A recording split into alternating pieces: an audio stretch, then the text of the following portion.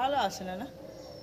তো আমি নলাটিশ্বরী মন্দিরের পিছন দিকে চলে এসেছি। এখন দেখতে পাচ্ছ এখন নতুন করে সব কাজ শুরু করেছে এখন।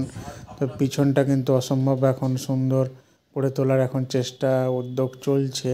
তো আশা করি কবে কমপ্লিট হবে আমার জানা নেই। তো আমি অনেক দিন পরেই পিছনটা এলাম, আমার এবারই প্রথম আসা। দেখতে পাচ্ছ ভোলেনাথের একটা মূর্তি বসানো হয়েছে, আর এই পিছনে সব পাহাড়ের ছোট ছোট অংশ। তো এখনও কাজ চলছে, পাশে একটা লজ আছে, নলাটিশ্বরী লজ।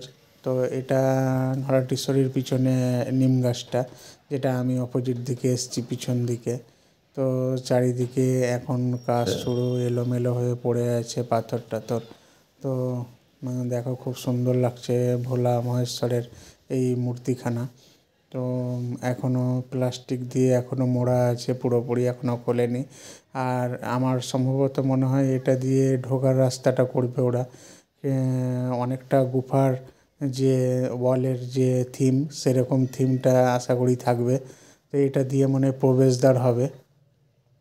তো দেখতে পাচ্ছ আমি উঁচুতে আছি অনেকটা, আর সুড়ঙ্গের মতো ওটা দেখা গেল।